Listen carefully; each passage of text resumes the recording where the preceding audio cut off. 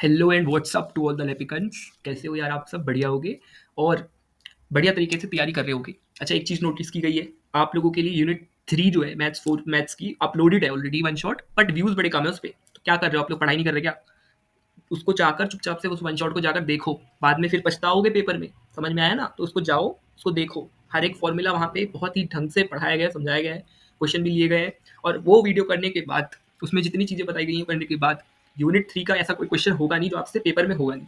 बशर्ते एक कंडीशन है, कंडीशनल नोट पे है कि आप हर एक फॉर्मूले को 5 से 6 से 10 बार लिख कर प्रैक्टिस करके जाओगे, हर एक फॉर्मूले को, और बार-बार रिवाइज़ करके जाओगे तभी, ठीक है? That is the condition. ये करके जाओगे तो पेपर बढ़िया होगा। अब आते हैं आज की वीडियो पर। आज की वीडियो में हम 4 और 5 यूनिट का वन शॉट लेंगे। तो 4 और 5 से जो भी इंपॉर्टेंट पार्ट है उसको हम कवर करेंगे, ठीक है? सबसे ज़्यादा महा इंपॉर्टेंट टॉपिक जो आपका पहला टॉपिक लिया गया है वो है बाइनोमियल डिस्ट्रीब्यूशन। क्या है? Binomial distribution. अब बाइनोमियल डिस्ट्रीब्यूशन की कहानी शुरू करते हैं, ठीक है? अब ध्यान से सुनते जाना। बाइनोमियल डिस्ट्रीब्यूशन में आपको दो चीजें देखनी है, एक है पी, एक है क्यू। राजा एक थी रानी। पी मतलब प्रोबेबिलिटी ऑफ सक्सेस, ठीक है, और क्यू मतलब प्रोबेबिलिटी ऑफ फेलियर। अब मुझे ये बताओ, जब भी तुम कुछ काम करोगे तो या तो तुम सक्सेस मिलेगी या तुम्हें फेलियर मिलेगा, और कोई बीच बीच का रास्ता नहीं है ना। या तो बिल्कुल ही सक्सेस पा जाओगे या फेलियर होगा। और सक्सेस और फेलियर दोनों को ऐड करोगे तो वैल्यू आ जाएगी 1। काम तो एक ही है ना? उसी काम को आपने डिवाइड कर दिया सक्सेस और फेलियर में, मतलब अगर सक्सेस फेलियर जोड़ोगे तो वो एक काम बन जाएगा। तो पी है आपका प्रोबेबिलिटी ऑफ सक्सेस, क्यू है आपका प्रोबेबिलिटी ऑफ फेलियर, दोनों को जोड़ के आपको मिलेगा 1। तो that is the first formula, P plus Q equals to 1। क्या होता है? P plus Q equals to 1। अब मान लो आपको 8 सक्सेसेस निकालनी है एंड ट्रायल्स में, मतलब एंड ट्रायल्स में 8 सक्सेसेस निकालनी है, तो उसको आप निकाल सकते हो एनसीआर बेस से। किससे? एनसीआर बेस से। बचपन में पढ़ा होगा कॉम्बिनेशन, वही है ये। एनसीआर का फॉर्मूला भी याद होगा, एन फैक्टोरियल फॉर्म में N minus R factorial into R factorial, वही वाला कॉम्बिनेशन। हमारे काम की बात है प्रोबेबिलिटी कैसे निकालें, मतलब आर सक्सेसेस होने की प्रोबेबिलिटी इन एन ट्रायल्स। अपने को तो भाई सक्सेस पर ध्यान देना है ना, कि सक्सेस होने की प्रोबेबिलिटी निकालनी है इन एन ट्रायल। उसका फॉर्मूला होता है P of X equals to R equals to N C R यानी कि combination into P of R, P यानी कि प्रोबेबिलिटी ऑफ सक्सेस, क्यू मतलब प्रोबेबिलिटी ऑफ फेलियर। तो P of R Q of N minus R, पहला formula, मतलब ये पहला था P plus Q equals to 1। दूसरा फॉर्मूला ये, अभी के अभी मेरे साथ लिखो, अभी कभी लिखो, अभी तुरंत लिखो, पहले लिखो फिर आगे बढ़ो, ठीक है? अब यहाँ पे स्मॉल एन क्या है? स्मॉल एन है आपका नंबर ऑफ इंडिपेंडेंट ट्रायल्स, और कैपिटल एन है मतलब कितनी बार एक्सपेरिमेंट को रिपीट किया गया है। तो ये वाला आपका फॉर्मूला है जो फाइनल आता है आपका, ये वाला capital N into N C R into P of R into Q of N minus R. अभी नहीं भी समझ में आ रहा ना, अभी एक क्वेश्चन करेंगे, ये फॉर्मूला का एक एक चीज आपके दिमाग में फिट हो जाने वाली है, ठीक है? अच्छा, एक छोटी सी चीज कभी कभी 2 नंबर में पूछ ली जाती है, बाइनोमियल डिस्ट्रीब्यूशन क्या होता है? तो ये capital N Q plus P raise power small N. यहाँ पर एन क्या है? एक्सपेरिमेंट कितनी बार दोहराया गया। क्यू प्लस पी यानी कि प्रोबेबिलिटी ऑफ सक्सेस फेलियर का सम, इसकी पावर एन यानी कि independent trials, number of independent trials. अब यहाँ पे कुछ इंपॉर्टेंट फॉर्मूला है, इनसे 2 नंबर के क्वेश्चन बन सकते हैं। जैसे कि मीन, मीन को हम म्यू से रिप्रेजेंट करते हैं, एंड ये एनपी है। क्या है? एनपी। एन जहाँ पर नंबर ऑफ इंडिपेंडेंट ट्रायल, और पी यानी कि प्रोबेबिलिटी ऑफ सक्सेस। वेरियंस निकालने के लिए आप क्यू भी मल्टीप्लाई कर दोगे तो एनपी क्यू। स्टैंडर्ड डेविएशन होता है वेरियंस का अंडर रूट, यानी कि under root of N P Q. बात खत्म। अब यहाँ पे ना, ये अगर बाइनोमियल डिस्ट्रीब्यूशन से 7 नंबर का क्वेश्चन आता है ना, तो ये फैमिली वाला क्वेश्चन जो है फेवरेट है ईटीयू का। ये कर लोगे तो बाइनोमियल के कॉन्सेप्ट आपके दिमाग में फिट हो जाएंगे, ठीक है? सबसे पहले, इन 8000 फैमिलीज, आपके पास 8000 फैमिली है, और हर एक फैमिली में 5 बच्चे हैं। कितने हैं? 5 बच्चे। तो आपको बतानी है कितनी फैमिलीज में 3 लड़के 2 लड़की होंगी, 2 लड़के 3 लड़के लड़कियां होंगी, ज्यादा से ज्यादा 2 लड़की होंगी, या एक भी लड़की नहीं होगी, ठीक है? तो सब देखो, 5 बच्चे हैं। अब ये 5 बच्चे या तो लड़का होंगे या लड़की होंगी। अब लड़का होना या लड़की होना, दोनों की प्रोबेबिलिटी कितनी होगी? Half half. सही बात है, तो लड़का हो जाएगा तो लड़की हो जाएगी, तो मतलब दोनों की प्रोबेबिलिटी क्या है? हाफ हाफ है। तो पी भी यहाँ पर क्या होगा? हैविंग बॉय हाफ, और क्यू भी क्या होगा? हाफ। इतनी बात समझ में आ गई? बोलो हाँ आ गई। अब पहले निकाले 3 लड़के और 2 लड़कियां। अब देखो यहाँ पर हमें काम करना पड़ेगा, किसी एक को सक्सेस मानना पड़ेगा और किसी एक को फेलियर, मतलब लड़का होना सक्सेस या लड़की होना फेलियर, किसी एक को मानना पड़ेगा। अब आप वो कैसे डिसाइड करोगे कि किसको फेलियर लेना है, किसको सक्सेस लेना है? वो आपको बताएगा क्वेश्चन। क्वेश्चन किस पर एम्फेसिस कर रहा है? यहाँ पे लड़कियां 2 हैं, यहाँ पे लड़कियां कहाँ गई? 3 है। यहाँ पे एटमोस्ट 2 लड़कियां, लड़का गायब भी कर दिया, और यहाँ पे नो लड़का गायब भी कर दिया। मतलब लड़की जो है उसको आपको सक्सेस लेना है, और लड़के को आपको फेलियर लेना है। अब इससे हमें क्या फायदा होगा? सक्सेस लेने का मतलब क्या है? आर की वैल्यू, मतलब आर की वैल्यू डिपेंड करेगी लड़की कितनी है। तो हम जब P of X equals to R लिखते हैं, तो वहां पर जो आर है, और पूरे फॉर्मूले में जो पावर में आर आ रहा होता है, वो किस पर डिपेंड करेगा कि लड़कियां कितनी है। बात समझ में आई? बोलो हाँ। अब हमारा फॉर्मूला क्या था, P of X equals to R, यानी कि P of X equals to पहले वाले क्वेश्चन में क्या हो जाएगा, आर यानी कि लड़कियां कितनी हैं, दो, एक्स इक्वल्स टू दो, इक्वल्स टू कैपिटल एन मतलब कि कितनी बार एक्सपेरिमेंट किया गया, तो 8000 फैमिली मतलब 8000 बार किया होगा, तो मतलब 8000 मल्टीप्लाई एनसीआर मतलब एन मतलब स्मॉल एन 5, क्योंकि 5 बच्चे हैं, ठीक है, इंडिपेंडेंट ट्रायल कितने होंगे, 5 बच्चे, तो एन हो गया 5। अब 5 में से आर की वैल्यू यानी कि लड़कियां कितनी है, दो, तो 5c2 5c2 मल्टीप्लाई पी और क्यू दोनों की वैल्यू हाफ है, मतलब लड़का और लड़की हो दोनों की प्रोबेबिलिटी हाफ है, तो 1/2 की पावर आर, आर मतलब लड़कियां कितनी है, दो, और यहाँ पे एन माइनस आर मतलब 5 माइनस 2 यानी कि 3। अब ये कैलकुलेट करना तो यार तुम्हें आता ही होगा, तो कैलकुलेट करना, आंसर मिलेगा 250, और अगर ये पार्ट आ गया तो बाकी तुम खुद कर ही लेना। यहाँ पे 3 लड़कियां हैं, वहाँ आर की वैल्यू 3 लेना, जहाँ पे एटमोस्ट 2 लड़कियां बोली, मतलब ज्यादा से ज्यादा लड़कियां 2, तो वहाँ पे आर की कितनी वैल्यू होगी, या तो आर 0 होगा, या आर 1 होगा, या तो आर 2 होगा, मतलब मैक्सिमम 2 लड़कियां हो सकती हैं, तो या तो एक भी लड़की नहीं होगी तो भी काम चल जाएगा, एक होगी तो भी चल जाएगा, 2 होंगी तो भी चल जाएगा, 2 से ज्यादा नहीं होनी चाहिए। तो वहाँ एक्स इक्वल्स टू 0, 1 और 2 तीनों के लिए निकालना और वैल्यू कैलकुलेट करना। और अगर कोई लड़की है ही नहीं, कोई लड़की है ही नहीं, मतलब आपकी जो आर की वैल्यू है वो 0 है, तो वहां पर इस तरह से कैलकुलेशन होगी। तो ये क्वेश्चन तो यार तुम्हें समझ में आ गया होगा। आगे बढ़ते हैं नॉर्मल डिस्ट्रीब्यूशन की तरफ, ठीक है। अब बाइनोमियल डिस्ट्रीब्यूशन को करने के बाद अगला आता है नॉर्मल डिस्ट्रीब्यूशन। 3 डिस्ट्रीब्यूशन आपको पढ़ने होते हैं, बाइनोमियल, नॉर्मल और पॉइजन, जिसमें से नॉर्मल का क्वेश्चन हर बार 100% होता है, आएगा ही आएगा, बाइनोमियल और आपके पॉइजन में आती है चॉइस, ठीक है। तो अब देखते हैं नॉर्मल डिस्ट्रीब्यूशन के कैसे करते हैं। अब इस एक क्वेश्चन के थ्रू आपको नॉर्मल डिस्ट्रीब्यूशन का कॉन्सेप्ट समझ में आ जाएगा, और सारे जो क्वेश्चन होते हैं वो सिमिलर होते हैं, तो अगर आपको ये समझ में आ गया तो आप नॉर्मल डिस्ट्रीब्यूशन कर ले जाओगे, ठीक है। तो अब शुरू करते हैं, सबसे पहले क्वेश्चन को पढ़ते हैं। सबसे पहले जरूरी होता है क्वेश्चन को ढंग से रीड करना। क्या लिखा है, the daily wages of 1000 workers, मतलब आपको 1000 वर्कर्स के डेली वेजेस जो है उसको एक मीन में डिस्ट्रीब्यूट किया गया है 140 रुपीज, मतलब आपको मीन, यानी कि यहाँ पर आपको क्या गिवन है, म्यू, और म्यू मतलब मीन, तो आपको मीन गिवन है, और स्टैंडर्ड डेविएशन आपको दे रखी है 10 रुपए, स्टैंडर्ड डेविएशन यानी कि सिग्मा भी आपको, सॉरी सिग्मा भी आपको गिवन है। अब आपको निकालना है एस्टिमेट नंबर ऑफ वर्कर्स निकालने हैं जिनका डेली वेज 140 से 144 हो, लेस देन 125 हो, या 160 से ज्यादा हो। AQ में क्वेश्चन आ चुका है, इस तरह के क्वेश्चन जो है नॉर्मल डिस्ट्रीब्यूशन से फ्रीक्वेंटली पूछे जाते हैं। अब इस तरह के क्वेश्चन को करना कैसे है, सबसे पहले जो हमारी नॉर्मल डिस्ट्रीब्यूशन का एक बेसिक फॉर्मूला है जो हर जगह लगता है, वो होता है z equals to X minus mu by sigma. मेरे साथ बोलो, अभी बोलो, z equals to X minus mu by sigma. अभी कॉपी पे इस फॉर्मूले को लिखो, कम से कम 3 से 4 बार 5 बार इसे लिखो तुरंत, z equals to X minus mu by sigma, जहाँ पे mu is the mean, sigma is the standard deviation, और x क्या है, x आपका डिपेंड करेगा क्वेश्चन पर, किस पर डिपेंड करेगा, क्वेश्चन पर। जैसे पहला क्वेश्चन है तो वहाँ पे आपको 140 से 144 दे रखा है, तो यहाँ पे x की दो वैल्यू दी है, तो ये 140 हो जाएगा x1, और आपका 144 हो जाएगा आपका x2। तो x1 के रिस्पेक्टिव करस्पॉन्डिंग हम निकालेंगे z1, और x2 के करस्पॉन्डिंग हम निकालेंगे z2, समझ में आया। अब देखो ये होता है कैसे, तो z equals to X minus mu by sigma, mu 140 given है आपको और सिग्मा आपको 10 गिवन है। अब केस फर्स्ट है, आपको 140 144 के बीच निकालना है, तो यानी कि x1 आपका 140, x2 आपका 144, तो x1 के कॉरेस्पॉन्डिंग z1 कैसे निकलेगा, x की जगह x1 की वैल्यू डाल दोगे, x1 क्या है 140, 140 माइनस 140 बाय 10 0।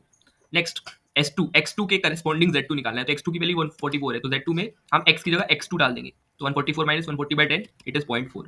अब बाय द डेफिनेशन हम लिखेंगे p ऑफ, हमें क्या बोला है, बिटवीन x की वैल्यू 140 से 144 है, मतलब बीच में x 140 से लेके 144 तक। इसको हम z की फॉर्म में कन्वर्ट करके कैसे लिख सकते हैं, x के करस्पॉन्डिंग यानी कि 140 के करस्पॉन्डिंग z की वैल्यू 0 है तो 0 लिख दिया, और 144 के करस्पॉन्डिंग 0.4 वैल्यू निकली है ना अभी, तो वो लिख दिया, तो z की वैल्यू 0 से 0.4 के बीच लाई करेगी। अब जो आपका कर्व होता है उस कर्व के, जैसे आपके ये बीच वाले लाइन कर्व में, तो इसके सारा इधर का जो पार्ट होता है वो टोटल 0.5 होती है, उसकी वैल्यू कितनी होती है 0.5, और इधर वाले की भी 0.5 होती है, बात समझ में, इधर वाले की भी 0.5 होती है, और ये टोटल आपका 1 होता है। तो आपकी वैल्यू जा रही है, आपकी वैल्यू मतलब z की वैल्यू 0 से 0.4 के बीच है, मतलब ये आपका 0 हो गया ओरिजिन, और ये आपको मान लेती है यहाँ पर 0.4 है, ठीक है, यानी कि यहाँ पर एक लाइन खींचे और यहाँ पर एक लाइन खींचे, तो जो ये वाला पार्ट है ये आपका आपका आंसर होगा। तो आपको या तो क्वेश्चन के साथ वैल्यू गिवन होती है, या तो आपके पास एक अलग से आपको टेबल टाइप का दिया रहता है जहाँ पर वैल्यूज होती है, ठीक है। तो आप उसमें से या तो आपको गिवन होगा या फिर कुछ ना कुछ आपको दिया जाता है जिसमें आपको वैल्यू दी होगी, तो आप उसमें देखोगे तो आपको पता चलेगा कि ये वाले पोर्शन यानी कि 0 से 0.4 तक की जो वैल्यू है वो 0.1554 होती है। और आपको निकालना क्या है, आपको नंबर ऑफ वर्कर निकालने, तो आपको 1000 गिवन था वेजेस, तो आप 1000 से मल्टीप्लाई कर दोगे तो आपका अप्रॉक्स रिजल्ट आ जाएगा 155। कैसे, आप इसकी 1000 से मल्टीप्लाई करोगे तो 155.4 आएगा, राउंड ऑफ करके 155, तो एक्सपेक्टेड वर्कर आपको निकालने थे बेसिकली, जो कि आगे 155। अब बाकी दोनों पार्ट भी ऐसी हैं। जैसे यहाँ पर अगर आप देखोगे तो आपका दिया है लेस देन 126, तो बाकी दोनों पार्ट भी एक जैसी है, बट यहाँ पर आपको सिर्फ एक वैल्यू दी है, मतलब आपको सिर्फ x दिया है, जबकि पहले वाले पार्ट में x1 x2 दो थे, तो उसके करेस्पॉन्डिंग आप z1 z2 निकाल रहे थे।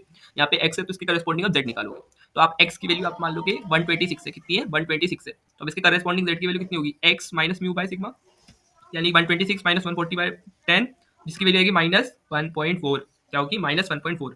अब p की वैल्यू x क्या है लेस देन 126, तो p of x is less then 126 given है, लेस देन 126 के निकालना है, तो x की करस्पॉन्डिंग वैल्यू आ गई z की, तो z is less then minus का 0.5।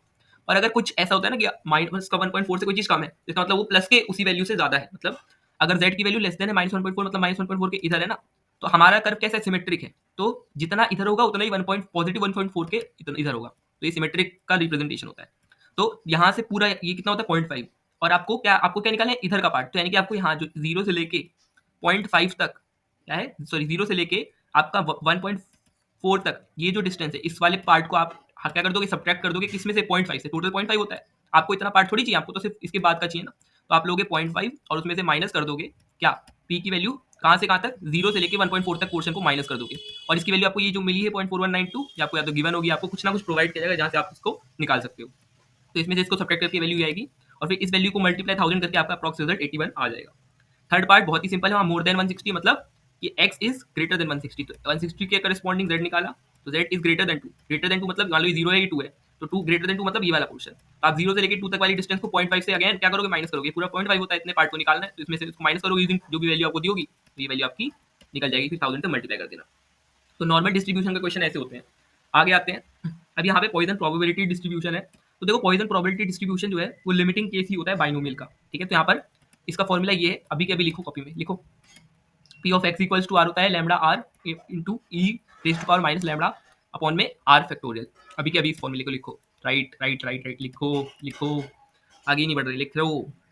उसके बाद इसका एक रेफरेंस फॉर्मूला आता है, वो ये है, ये रेफरेंस फॉर्मूला जिसको हम पॉइजन डिस्ट्रीब्यूशन के लिए कहते हैं, और मीन और वेरिएंस पॉइजन में दोनों ही लैम्डा होते हैं, ठीक है, और ये जो दोनों है ना ये इनकी डेरिवेशन करके जाना, ठीक है। अब यहाँ पे एक डेरिवेशन जो है दे रखी है जिसमें आपको शो करना है पॉइजन डिस्ट्रीब्यूशन लिमिटिंग केस होता है बाइनोमियल का, ये एक ही में पूछा गया है क्वेश्चन, ध्यान रखना इस बात की, समझे, कि जो आपका पॉइजन डिस्ट्रीब्यूशन और लिमिटिंग केस कैसे है बाइनोमियल डिस्ट्रीब्यूशन का, यानी कि आपको ये वाला फॉर्मूला दिखाना है, प्रूव करना है। तो देखो आप n मान लो नंबर ऑफ ट्रायल्स है और p प्रोबेबिलिटी ऑफ सक्सेस है, बाइनोमियल में प्रोबेबिलिटी सक्सेस की बात कर रहे थे ना, अगर n बहुत स्मॉल होगा तो p बहुत लार्ज होगा, सिंपल सी बात है, अगर n बहुत बड़ा होगा तो p जो है n बहुत ही स्मॉल होगा तो p बहुत ज्यादा लार्ज होगा, ठीक है। अब देखो हम अज्यूम करते हैं कि n की वैल्यू है इन्फिनिटी, n की वैल्यू इन्फिनिटी है, और अगर n की वैल्यू इन्फिनिटी है तो p की वैल्यू क्या हो जाएगी 0, दोनों में इनवर्स रिलेशन है, n की वैल्यू ज्यादा तो p की कम, n की वैल्यू कम तो p की वैल्यू ज्यादा, तो अगर n की वैल्यू हम इन्फिनिटी ले लेते हैं तो p की वैल्यू 0 हो जाएगी, such that np equals to lambda is finite, such that ये वाली जो आपने कंडीशन पढ़ी थी कि np इक्वल्स टू लैम्डा होता है, ये फाइनाइट हो, ये फाइनाइट हो, ठीक है। अब देखो then we get Poisson approximation to binomial distribution, इस कंडीशन में हमें ये वाला फॉर्मूला मिलता है। अब कैसे मिलता है, अब करते हैं इसका प्रूफ। सबसे पहले p of x equals to r, यहाँ से स्टार्ट करेंगे, आप तो बाइनोमियल के फॉर्मूले में ऐसे करते थे ना, तो ये क्या होता है NCR होता है, और p raise to power r probability of success होता था, q raise to power n minus r probability of failure, क्योंकि p प्लस q क्या होता था 1। अब p of x equals to r, अब क्या लिख सकते हैं, NCR तो एज इट इज रहेगा, p भी एज इट इज रहेगा, q को हम p की टर्म्स में लिख सकते हैं, बिल्कुल p प्लस q 1 होता है ना, तो q को क्या लिख सकते हैं 1 को उधर p को उधर ले जाके 1 माइनस p, तो ये 1 minus p raise to power n minus r हो गया एज इट इज। अब ये क्या है 1 minus p raise to power n और 1 minus p raise to power r, मतलब बेसिकली जो आपका ये वाला r है ये जाएगा नीचे, तो NCR को क्या लिख सकते हो n फैक्टोरियल अपॉन में r फैक्टोरियल और n माइनस r फैक्टोरियल, पता है फॉर्मूला कॉम्बिनेशन का, multiply p raise to power as it is रहेगा, और 1 minus p raise to power n upon में 1 minus p raise to power r बन गया, माइनस थी ना पावर तो इसको हम नीचे ले गए, ठीक है। आगे अब n फैक्टोरियल अपॉन में r फैक्टोरियल, तो कॉम्बिनेशन वाला फॉर्मूला एज इट इज, और p raise to power r को क्या लिख सकते हो, आपने अभी फॉर्मूला पढ़ा था np इक्वल्स टू क्या था, मेरे साथ बोलो अभी बोलो, लैम्डा, तो आप p को क्या लिख सकते हो, n को उधर ले जाओ, p को लिख सकते हो लैम्डा बाय n ना, लैम्डा बाय n, तो यहाँ पर हमने वही करा है, p को हमने लैम्डा बाय n लिख दिया, तो होल पावर r मल्टीप्लाई, यहाँ पर भी p की जगह लैम्डा बाय n, यहाँ पर भी lambda by n, power n power r। आगे बढ़ते हैं, अब यहाँ पर लैम्डा r, ये जो है लैम्डा r यहाँ लिखा है, इनटू लैम्डा r को हम इधर लिया है, इनटू n फैक्टोरियल को क्या लिख सकते हो, n माइनस 1 n माइनस 2 लेके n माइनस r फैक्टोरियल, ठीक है, लिख सकते हो n माइनस r प्लस 1 और n माइनस r फैक्टोरियल लिख सकते हो, और नीचे n माइनस r फैक्टोरियल और इंटू r फैक्टोरियल है ये रहा, और into n raise to power r ये वाला, ठीक है, इंटू ऊपर 1 माइनस लैम्डा बाय n ये वाला है, और इंटू अपॉन में 1 माइनस लैम्डा बाय n की पावर r वाला। अब यहाँ से आप एक चीज देखोगे कि आपने लैम्डा r को और अपॉन r फैक्टोरियल इनको साथ में लिख लिया, और आपका जो n है, जैसे ये n है, n माइनस 1 है, n माइनस 2 है, up to n minus R factorial है। तो आप इसको सबके नीचे एक एक करके लिख सकते हो। मतलब आप क्या कर सकते हो, ये जो n raise to power r है, ये ना n raise to power r, तो आप पहले क्या करोगे, इसकी वैल्यू भी कहाँ से कहाँ तक लाई करेगी, मतलब आप 1 से स्टार्ट करोगे और लेते जाओगे ना। तो यहाँ पर आप क्या लिख सकते हो, n के नीचे भी n, फिर n माइनस वन के नीचे भी n आएगा, फिर n माइनस टू के नीचे भी n आएगा, up to n minus R plus one के नीचे भी n आएगा, और यहाँ पे 1 minus lambda by n upon में की पावर n अपॉन में 1 माइनस लैम्डा बाय n की पावर r। बात क्लियर है। अब इसको इसको कैंसिल करते जाओगे तो ये बच जाएगा लैम्डा आर अपॉन में आर फैक्टोरियल इंटू 1 हो गया, इंटू ये अब तो जाता रहेगा 1 minus 1 by n 1 minus 2 by n करके जो भी है। अब क्या कर लो, लिमिट ले लो n की इन्फिनिटी। हम क्या बोल रहे थे कि n अगर इन्फिनिटी हो जाए, अब n इन्फिनिटी हो जाएगा तो मतलब 1 अपॉन इन्फिनिटी 0 होता है, तो मतलब ये सारी टर्म क्या हो गई, 0। तो बचा क्या हमारे पास बचा लैम्डा आर अपॉन में आर फैक्टोरियल, ये सब हट गया।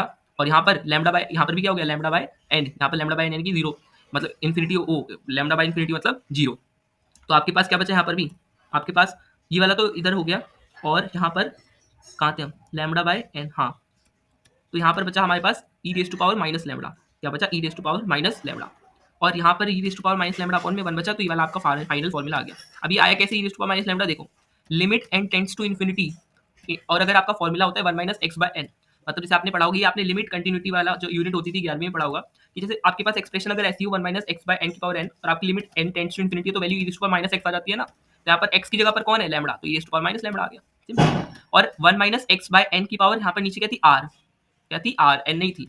अब इन दैट केस अगर एन की वैल्यू इन्फिनिटी है तो आपकी वैल्यू 1 आ जाती है, तो इसलिए ये वाली वैल्यू 1 हो गई, ये वाली E raise to power minus lambda हो गई। तो यहाँ से आपका फाइनल पॉइसन डिस्ट्रीब्यूशन का डेरिवेशन भी हो गई। तो यहाँ पर हमने ना पहले तीनों डिस्ट्रीब्यूशन देख चुके हैं जो महा इंपॉर्टेंट है, इनको करके जाना बढ़िया से, तभी नंबर आएंगे। आगे बढ़, अगला क्वेश्चन है हमारा, एक रैंडम वेरिएबल है x जो कि ये वैल्यूज को ले सकता है, और प्रोबेबिलिटी मास फंक्शन दे रखा है आपको लैम्डा आर अपॉन में आर फैक्टोरियल, और ये आपकी आर की वैल्यूज है, आपको लैम्डा की वैल्यू निकालनी है, ठीक है। अब देखो प्रोबेबिलिटी मास फंक्शन आपको गिवन है, यानी कि P of x I given है, सही बात है। एक सेकेंड, पेन का कलर चेंज करते हैं।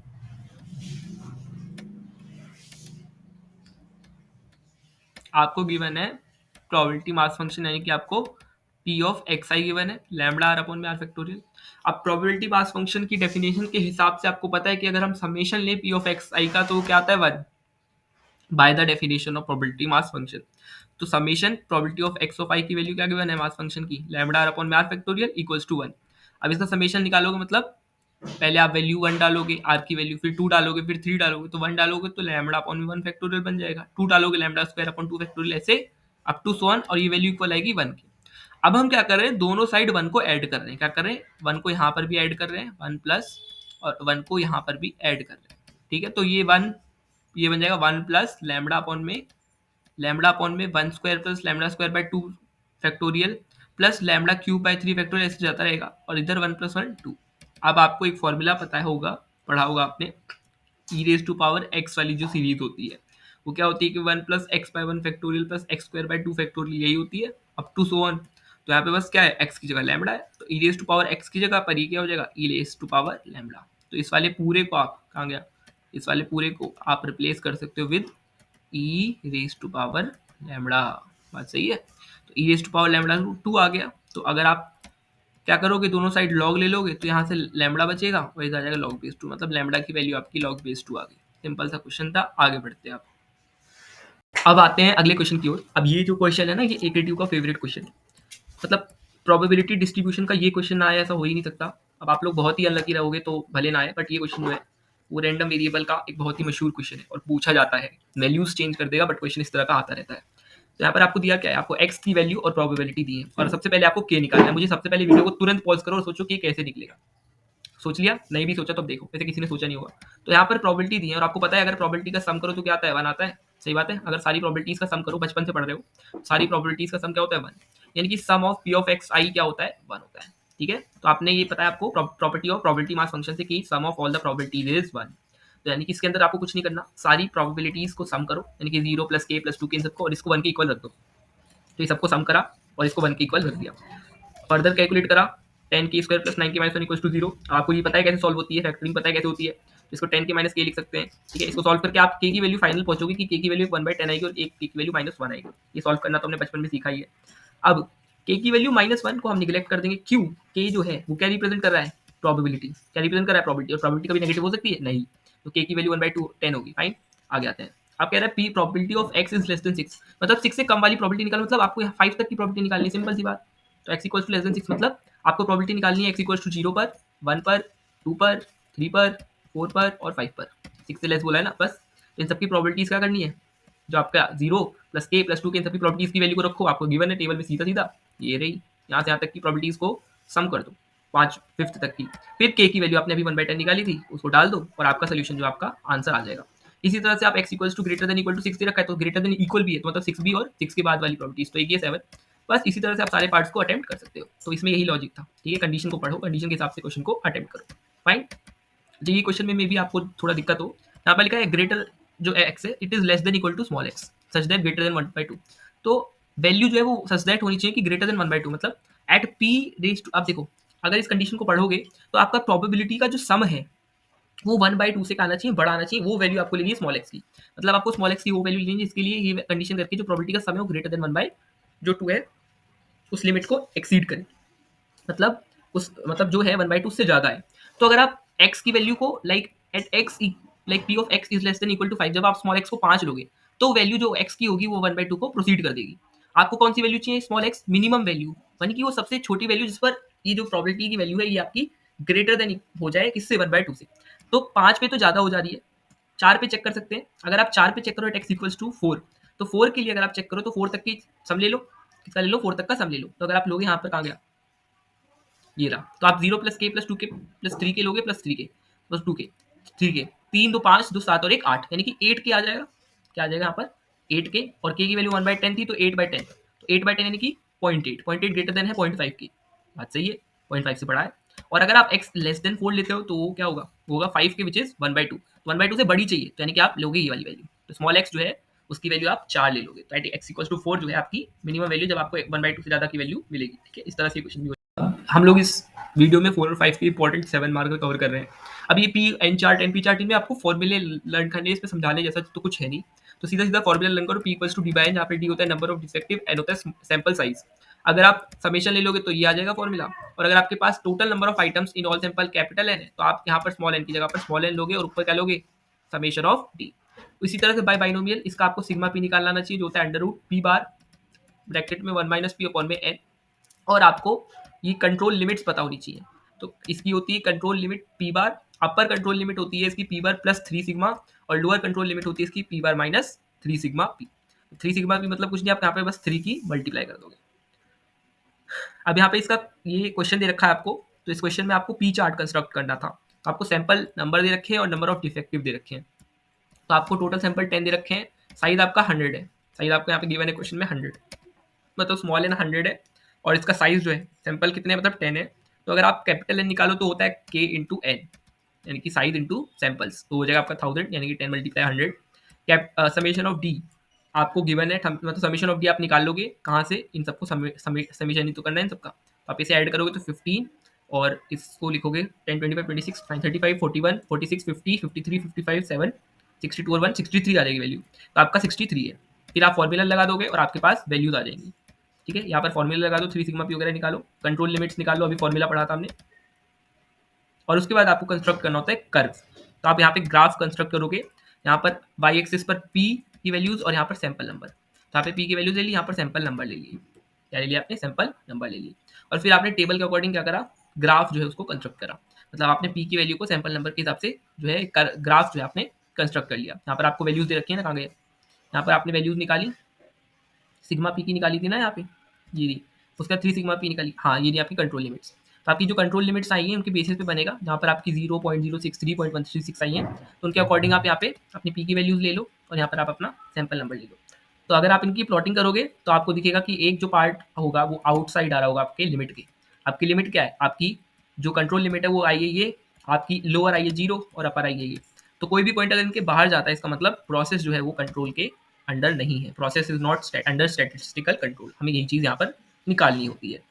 तो आई होप आपको ये चीज़ समझ में आ गई होगी और इसमें आपको कोई भी डाउट नहीं होगा, अगर आपको कोई भी डाउट है तो आप बता सकते हो, ठीक है, आगे बढ़ जाते हैं आप।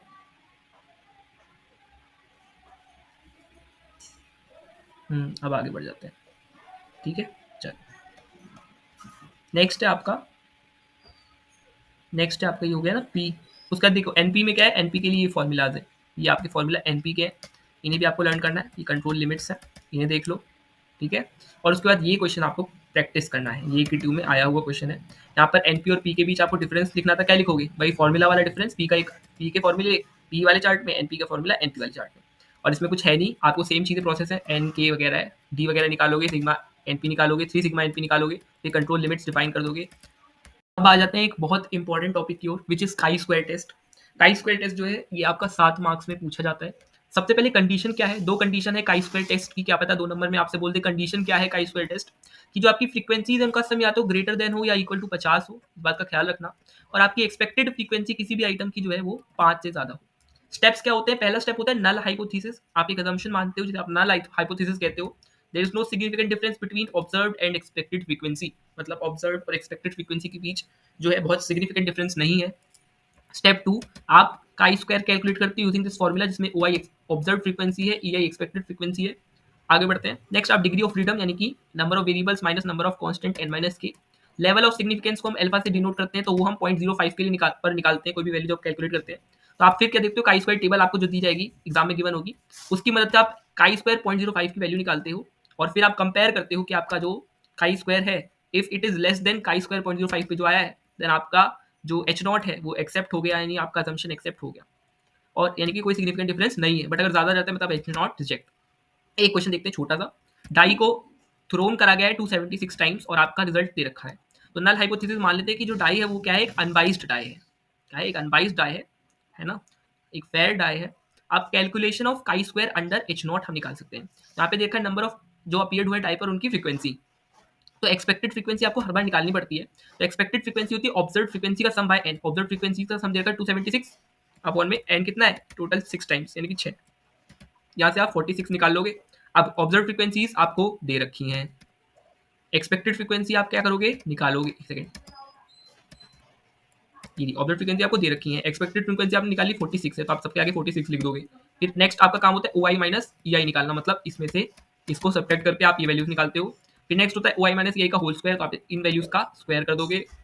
और फिर आपका नेक्स्ट होता है काई स्क्वायर निकालना, जो होता है summation of O I minus E I का स्क्वायर, मतलब ये जो समीशन करके वैल्यू है 980 डिवाइड बाय ई आई, यानी ई आई यानी कि 46। तो ये निकाल के आपकी काई स्क्वायर की वैल्यू आ गई। अब काई स्क्वायर की वैल्यू जो है, अब आपका डिग्री ऑफ फ्रीडम क्या होगा, एन माइनस वन यानी कि 5, और आपका अल्फा 0.05 पे आप निकालते हो। तो अब अगर आप काई स्क्वायर टेबल लोगे तो एक्स स्क्वायर 0.05 की वैल्यू अगर आप काई स्क्वायर टेबल में देखोगे तो होती है 11.070, और आपने जो कैलकुलेट की है वो कितनी है, ये 21.30। तो आपकी जो वैल्यू है वो ज्यादा है जितनी आनी चाहिए उससे, मतलब एच नॉट रिजेक्ट, यानी कि जो डाई है वो एक 22 डाई। बस इसी तरह से आपके सारे क्वेश्चन काई स्क्वायर टेस्ट के सॉल्व होते हैं।